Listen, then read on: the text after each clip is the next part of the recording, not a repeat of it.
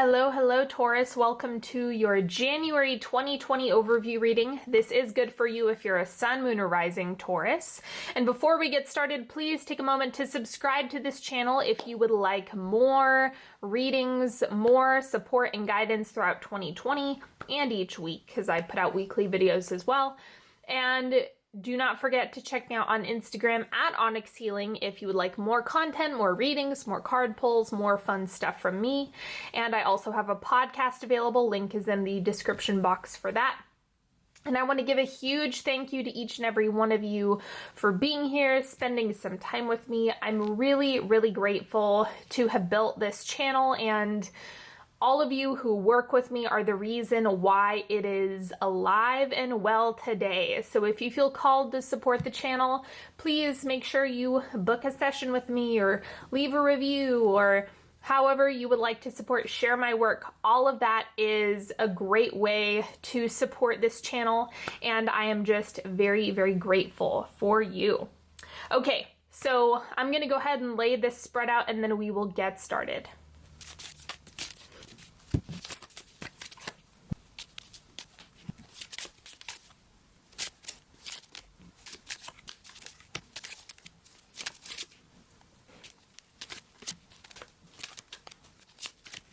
Okay, let's start with your oracle cards. First thing coming up for you is Dragonfly. Live life to the fullest.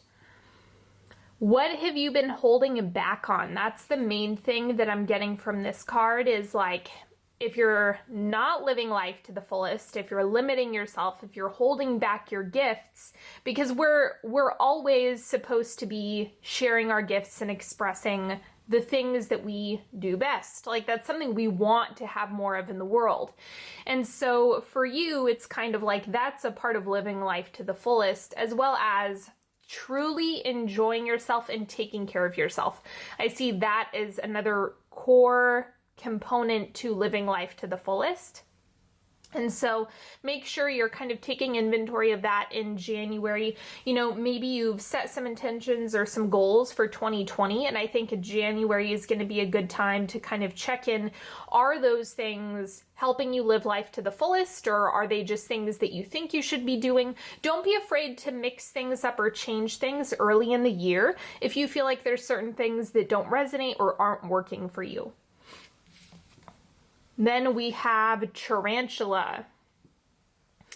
Feel it out. If you don't know, I actually used to have a pet tarantula with 7 legs. And one of the things when I would feed her, she would start feeling things out with her legs and those front things that they have on their mouth. And so as they're feeling everything out, then they're able to attack or, you know, be the predators that they are. And so I just see this energy as being very similar. This is more of like the philosophy behind what you want to do in January, and this is the approach. Like, just feel things out, check in with your body. I say that a lot, but it holds a lot of information. So this is going to be a great month for you to just kind of figure out and evaluate what's working, what's not. Is this feeling really resonant with me, or is it something that I kind of need to cut away? And then we have Friction. Receive the gift in the conflict. Empathize with an opposing viewpoint. Remember that when rough surfaces rub together enough, the final result is smoother. That last one is one of my favorite lines in this entire deck. So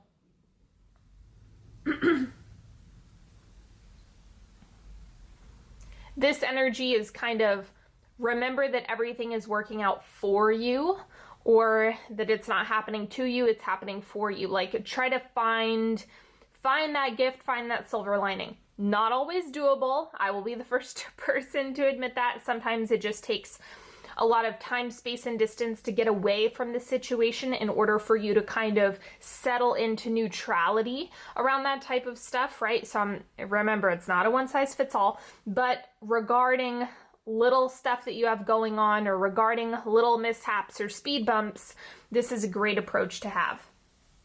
Now let's start with the center of this reading. So this is past, present, future. I know I normally do this a little bit different, but we're going to start with the past. Two of Wands, intention setting. So I think you've already done this. By the time January rolls around, I think you're just going to be in a position where it's like, you know what you're going after. You kind of have your goalposts planted out in front of you. And so at this point with this Two of Wands energy, it's just kind of like you're holding space for the vision to become reality. Like you have the mapping piece, mapping out in the astral, mapping out in the center of your head is the most important element here.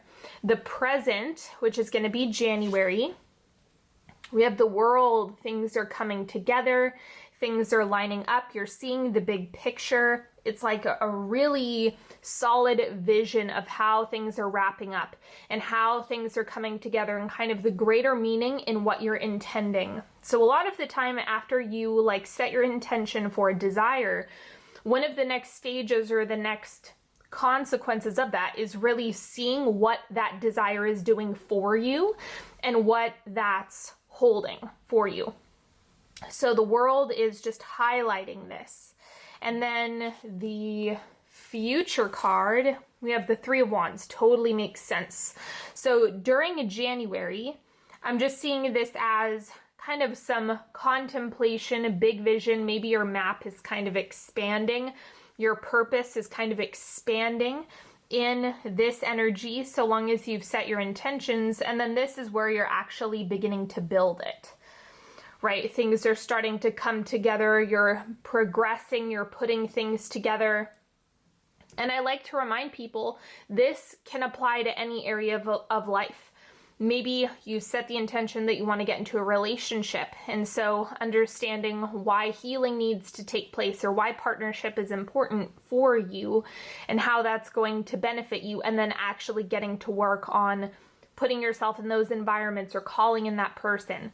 Same thing with career. You set an intention for a career, you get really clear on why it's important, and then you actually start building and taking those steps. So it doesn't matter what it is, whatever the intention, it's just about having the map, clearing up your why, and then really starting to build it. Let's look at what's going on outside of you. This is the external world, what you have in your space, everything outside of yourself. Seven of Cups, lots and lots and lots of options. This is kind of a curse and a blessing. I personally like the Seven of Cups because the subtext of the card is you're not going to go wrong. You're not going to do it wrong. Just having the options alone shows you that there's a lot of opportunity at your fingertips. And so you don't have to put so much pressure on yourself to not make the right move. You're going to make the right move. Just really evaluate yourself, check in with your body. And then we have the High Priestess. Yep. The intuitive piece of all of this is really important. Listening to your intuition. And I think it's funny that this is showing up in the external. One, this might be a person. The High Priestess might be someone coming into your space who is helping you to clear things up. Think about it as like counsel. So not so much a mentor, but kind of like someone who can help you strategize or support you. But the other thing that I'm getting, since it is an external position, is the intuitive information that you can download. Whatever it is that's going on for you, when you're like in a meditative state or a downloading state, that's where a lot of the clarity is going to come from. I'm going to clarify these cards together. See what else. Ace of Stars. So maybe this is regarding a specific project or something that you're working on, getting that clarity and counsel and support. It's all in the service of you being able to initiate. The Ace of Stars or the Ace of Pentacles is like you're planting the seeds. So I think there's a new thing or a way that you're pivoting in 2020 where you're going to need to plant this seed. You have lots of options. You have lots of support, whether this be a person or just divine information that you're downloading directly. Both of those will work. Both of those apply. So either way, I think this is just in the service of you making a decision and then really getting to building once January kind of moves into February. But we'll see with the timeline when I pull that. Let's look at your emotional world, your internal world. This is what's going on with you. 10 of Coins. Love this. Big picture vision. I think you're very future oriented and future focused. Like, it seems that a lot of the inspiration and motivation really comes from you kind of daydreaming about the ultimate goal. And that's a really awesome thing to have sitting either in the subconscious or in your internal space. But remember, in order for this to work long term, it's safe for you to fantasize. It's safe for you to kind of get into the energy of that thing. But remember, you're going to want to embody this in present time, not, and I say this often, you don't want to be super dependent on things that are going on around you or circumstances in order for you to conjure up those feelings and emotions that make you feel like you're in this. Otherwise, it's kind of going to throw a wrench into your manifestations. You're never going to be satisfied. So in order to get here, you want to practice that often. What's going to put you in the energy of that thing? But I see you as being really motivated in January. So this is going to be a great time to take action. Do not sit on your hands in January. You have a lot of good stuff going. And so it's kind of up to you to get the ball rolling on all of this. The advice for you is the Ace of Wands. Put your energy behind it. I feel like a broken record when I say that, just because it's so true. We cannot ignore putting our energy behind the things that we want and desire. So to clarify this, we have the Two of Stars. Don't get wrapped up in contemplation or overthinking it. That's not going to serve you. The best thing that you can do for yourself in January is just pick one. Like with the Seven of Cups, you might have a lot of options or a lot of decisions to make. The less time you can spend on the actual thinking about it, so long as you're checking in with your body, you're feeling it out for yourself, what feels really good to you, what feels really satisfying. When you're contemplating these decisions that you're making, what does your body have to say about it? You know, if it's kind of like if you had the option between two jobs, one pays really well, but you know you'll be miserable in the position, and there's another one that pays less, but your body is screaming, yes, yes, that sounds so fun. Go with your body. It's going to be more sustainable, and the money is something that you can kind of manifest secondary. So just consider that, like really use your body as a tool in order for you to evaluate which decisions are going to be right for you. And then that's where you can put your energy. But the more time you spend on just thinking and contemplating, it's just going to stall you out. So I'm getting that, like, that's not going to help you build what you want to build. I think speed in the short term or in the micro decisions is going to be really helpful for you. And then know that that's going to put you closer to this 10 of Pentacles. Let's get into the timeline. So first, second, third, and fourth quarter of January. First quarter, how you start off the month, Two of Swords.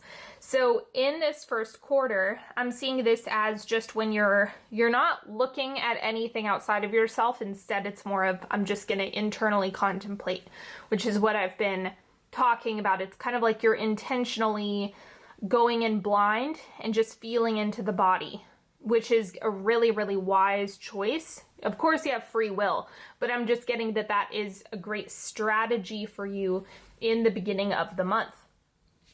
Now, the second quarter, we have the Magician. Yep, so once you get this really, really clear, as far as what does my body want, not putting too much weight on what you have happening around you, but instead turning towards yourself. And then from there, you're going to have an easier time manifesting whatever it is that you're wanting. So doing the internal work, getting clear on this, is then going to help you actively create the things that you want. So just, it's okay to go slow in the beginning. This is a very intuitive, quiet time. Same with the Magician. It's quiet and intuitive, but it's actively creative. And so this is really, really helpful. It's just kind of bleeding into each other. And then third quarter, we have the Emperor. So this is where you're actually starting to build it. Again, you've got free will. You can do whatever you want technically. But if you use this energy right, if you spin it right, it's like you're going to be in a position where you can really go from intuitive, inspired action to creating the vision into actually getting more into this Three of Wands energy where you're like putting pen to paper. You're actually building the house, right? You're doing the thing that you're wanting. So that's what the Emperor is really supportive of. And then wrapping up the month, Five of Wands. This is a friction card. You guys know this is my favorite card in tarot because this is building. Yes, there's friction. Yes, there is conflict, but that's actually where traction comes from. If you don't have the conflict, if you didn't have this, it would be much harder to get to where you want to go, right? If everything was just smooth, you wouldn't be going up into the position that you want. So the Five of Wands is just supporting you and helping you in order to build that thing. Whatever that is, making it a reality. And the other thing that I want to mention about the Five of Wands is that there's no reason to anticipate a struggle with that. I really don't think that it has anything to do with, oh, it's going to be so difficult and really hard labor. It has nothing to do with that. This is more of you just are experiencing the friction that is going to give you the skills that you need in order to make it a reality. So there's a lot of wisdom in the Five of Wands. It's the experiential stuff that you do in order to problem solve. So all of the things that have been not worked out are getting worked out. Let's do a 3-card pick. You're welcome to pick a card, any card, as few or as many as you need. Ask a question, ask for clarity, whatever it is. If you need more time, please pause the video. Card number 1, Five of Wands again. So this seems to be the important piece. And what I'd like to mention is that a lot of the time, the Five of Wands is actually an internal process. It's something that happens inside of yourself, friction within yourself, frustration within yourself. It's all of this energy that is going to help you strategize and get clear, and also calm down the part of yourself that kind of wants to go at war. Like maybe your mental body wants to go to war with your emotional body. And so just letting those co-create and work together is going to be the best strategy. The other thing that I'm getting from this is don't be afraid of facing things head on. That's going to be the best approach for whatever situation you're dealing with. The other thing, if this is more of like a relationship question, just understand it's like a very conflicted tone behind this card. So just keep that in mind.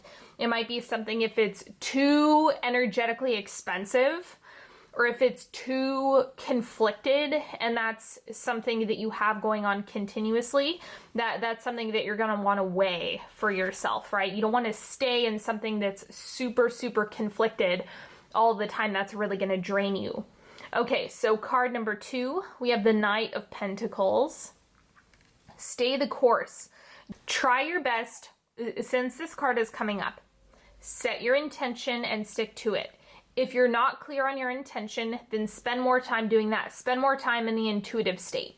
Spend more time in the downloading and receiving state, because I'm getting that the Knight of Pentacles is like once you place the order, that's what you're going to get.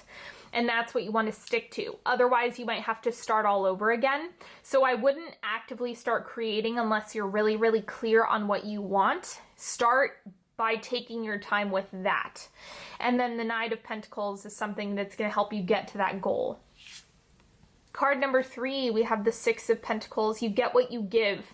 So when this card comes up, it's not only reciprocity within relationships, but it also has to do with the energy that you're giving a situation. If you want something and you give no energy, you're not going to see any results. That's why action is so important. If you give it a bunch of energy, then it's going to grow much faster. So you have a lot of control over the pace in which things are growing and developing, so long as you're really putting your energy behind it. That's the crux of this whole thing. All right, everybody, that is all that I have for you today. Thank you so much for joining me. Don't forget to subscribe to this channel if you haven't already. Make sure you check me out on Instagram at Onyx Healing. I also host prayers and a tarot poll every Wednesday on my podcast, so make sure you check that out. Sunday messages, the link is in the description box.